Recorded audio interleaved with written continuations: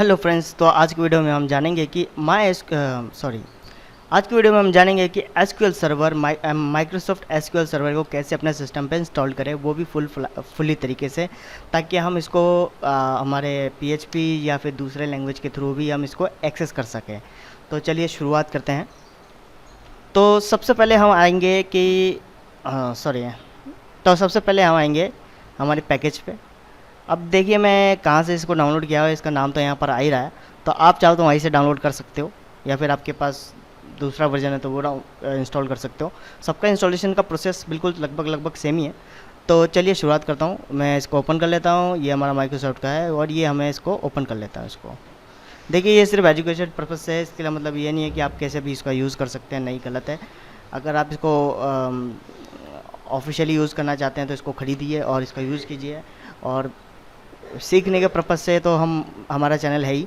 तो development mode में हम इसको एवोल्यूशन वर्जन में हम इसको यूज़ करेंगे। तो चलिए इंस्टॉल करते हैं इसको। तो यहाँ से हम इसको बंद कर देंगे और हम आएंगे अपने माई पेज से, और यहाँ पर ये इसका आईएसओ फाइल यहाँ पर हो गया है। आईएसओ फाइल यहाँ पर खुल चुका है। तो यहाँ पर हम इसको सीधा सेटअप पे करेंगे और ये हमारे सेटअप पूछ चुका है। अब देखो यहाँ पर हमें माइक्रोसॉफ्ट मैनेजमेंट स्टूडियो हम इसके अंदर बाद में इंस्टॉल करेंगे, पहले हम इसको इंस्टॉल कर रहे हैं। और इसके अंदर हमें दो मेथड होते हैं यूज़ करने के। अब देखिए इंस्टॉलेशन प्रोसेस पे यहाँ पर जाता हूँ और न्यू इंस्टॉलेशन प्रोसेस यहाँ पर मैं क्लिक कर देता हूँ। यहाँ पर आके यहाँ क्लिक कर देना, इंस्टॉलेशन की प्रक्रिया जो है वो शुरू हो जाएगी। तो आप यहाँ अगर आपके पास प्रोडक्ट की है, जैसा मैंने कहा कि आपके पास प्रोडक्ट की है तो आप यहाँ से यूज़ कर सकते हैं। नहीं तो हम क्योंकि डेवलपर मोड में यूज़ कर रहे हैं तो एवोल्यूशन वर्जन आप यूज़ कर सकते हैं, या फिर डेवलपर। मैं यहाँ पर डेवलपर यूज़ कर रहा हूँ क्योंकि मैं एज ए डेवलपर मैं यही काम करता रहता हूँ, तो मुझे डेवलपर चाहिए। मैं इसको ख़रीदना नहीं चाहता क्योंकि मेरे कोई ऑफिशियली डेटाबेस काम आएगा नहीं। तो नेक्स्ट करते हैं। टर्म एंड कंडीशन आप एक्सेप्ट कीजिए और नेक्स्ट कर दीजिए। और यहाँ पर कुछ फाइलों को ये चेक करेगा। क्या use Microsoft update check for updates? नहीं, मुझे अपडेट चेक नहीं करवाना है क्योंकि एक इसको इंस्टॉल करना है हम पे भारी पड़ता है। Next, include SQL server product updates. देखिए यहाँ पर मैंने यहाँ पर पहले ही मना कर दिया था, लेकिन फिर भी इन्होंने अपडेट मारा है, तो ठीक है, कोई बात नहीं। ये कुछ फायरवॉल की एक वार्निंग आई है, बाकी हमारे जो रूल्स है वो पास हो चुके हैं। तो सबसे पहले हम नेक्स्ट करते हैं। तो यहाँ पर आप इंक्लूड सारे पैकेजेस हैं, मैं सारे कोई आप अब अगर आपके कोई यूज़ नहीं हो रहा है तो आप इसका यूज़ ना कीजिए। लेकिन मैं रूबी भी यूज़ करता हूँ, पाइथन भी यूज़ करता हूँ और जावा भी यूज़ करता हूँ। आने वाले समय में हम इसको देखेंगे भी, तो मैं सभी चीज़ को इसको सिलेक्ट कर लेता हूँ। आप अपने हिसाब से इसको अनसेलेक्ट या सेलेक्ट कर सकते हैं।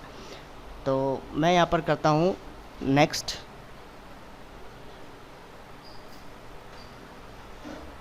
काफ़ी दरअसल इसमें थोड़ा सा टाइम लगता है क्योंकि बहुत बड़ा पैकेज है। तो आपके इंस्टेंस आईडी का नाम है MS SQL सर्वर। तो हम इसको आगे बढ़ाते हैं। अभी हमारे पास एक भी नहीं है, तो इसलिए ये बनाएगा एक आईडी को। ये हमारा कुछ पोर्ट रेंज है 16450 और 16460। तो चलिए आगे बढ़ते हैं। अब क्या ये बोला है, install open JRE include with this installation. नहीं, हमारे पास दूसरा पहले से इंस्टॉलेशन पड़ा है, मैं इसको इंस्टॉल नहीं करना चाहता। तो मिनिमम शायद यही सपोर्ट है ओपन JRE, आप दूसरा भी यूज़ कर सकते हैं। मैं यहाँ पर यूज़ कर रहा हूँ जावा का दूसरा वर्जन, मतलब कि 14 पॉइंट यूज़ कर रहा हूँ कुछ। ये हमारा जावा है और ये हमारा बिन, और मैंने सेलेक्ट कर दिया और मैंने यहाँ पर कर दिया है नेक्स्ट। और यहाँ पर हम ग्रांड परफॉर्म मेंटेनेंस SQL पे और मार देते हैं इसको आगे। तो देखो यहाँ पर आती है हमारी सबसे बड़ी बात कि विंडोज़ ऑथेंटिकेशन मोड। कई लोग क्या करते हैं कि विंडोज़ ऑथेंटिकेशन मोड के बाद इसको आगे बढ़ा देते हैं। अब उसके बाद होता ये है कि आप इसको रिमोटली एक्सेस नहीं कर पाते कहीं और से। ये सबसे बड़ी दिक्कत वाली बात है, आप रिमोटली एक्सेस नहीं कर पाते, सबसे बड़ी दिक्कत यही है। अब रिमोटली एक्सेस आप नहीं कर पाएंगे तो क्या होगा कि आपके अगर PHP में कोई एप्लीकेशन बना हुआ है डेटाबेस से रिलेटेड, वो काम नहीं करेगा। पाइथन में बना हुआ है तो काम नहीं करेगा, जावा में बना है तो काम नहीं करेगा।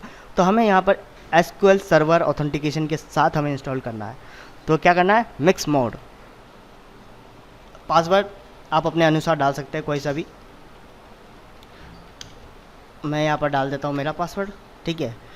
हमें यहाँ पर एक करंट यूज़र जोड़ लेते हैं कि हमारा करंट यूज़र जो अभी मेरा बना हुआ है वो यहाँ पर मैंने ऐड करा लिया। आप चाहो तो ऐड एक और करा सकते हो यहाँ पर नाम देख के, ठीक है। तो मैं इसको आगे नेक्स्ट करता हूँ, और नेक्स्ट करने के बाद multi dimensional data mining mode और पाइवेट मोड। देखो पावर पाइवेट मोड तो दूसरा होता है, टेबुलर मोड में मैं इसको इंस्टॉल करूँगा। यहाँ पर भी मैं करंट यूज़र को इंस्टॉल कर दूँगा। डेटा डायरेक्टरी में यहाँ पर डेटा कहाँ पर ये सब सेव होंगे वो आगे आपका। तो चलिए नेक्स्ट करता हूँ मैं इसको। पोर्ट नंबर देखिए, master node users communicate with worker nodes 8391। तो 8391 जो हमारा वर्कर नोड है वो हमारा यूज़ होगा। तो चलिए आगे बढ़ते हैं। ये हमारा पोर्ट है, मशीन नेम है डेस्कटॉप डीएल, तो ये हमारा यूज़ कर सकते हैं हम लोग। तो इस पे ज़्यादा ध्यान नहीं दीजिए, आगे बढ़ते हैं हम।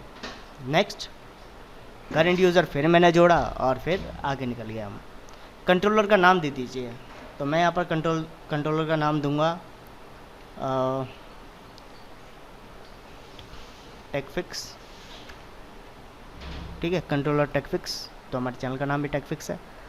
तो हम यहाँ पर टर्म एंड कंडीशन एक्सेप्ट वापस करेंगे और आगे बढ़ेंगे। देखो यहाँ पर क्या है, are made available by Microsoft under GNU general public licence version 2। यहाँ पर जो हमने रूबी का एक्सेस मांगा था तो वो उसके लिए ही हमें एक्सेप्ट के लिए कह रहा है, क्योंकि ये माइक्रोसॉफ्ट प्रोवाइड करा रहा है। चलिए एक्सेप्ट हो चुका है, तो नेक्स्ट करते हैं आगे। दरअसल पैकेज बहुत बड़ा है इसलिए थोड़ा सा टाइम ले रहा है हमारे।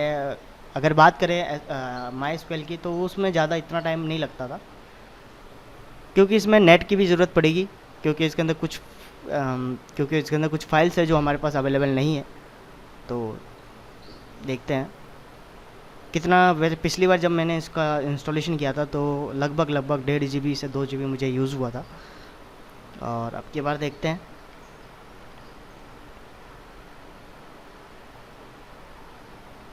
ये हमारे पास आ गया है ऑलरेडी इंस्टॉल्ड। तो देखते हैं क्या क्या इंस्टॉलेशन की क्या क्या ज़रूरत पड़ेगी। नेक्स्ट,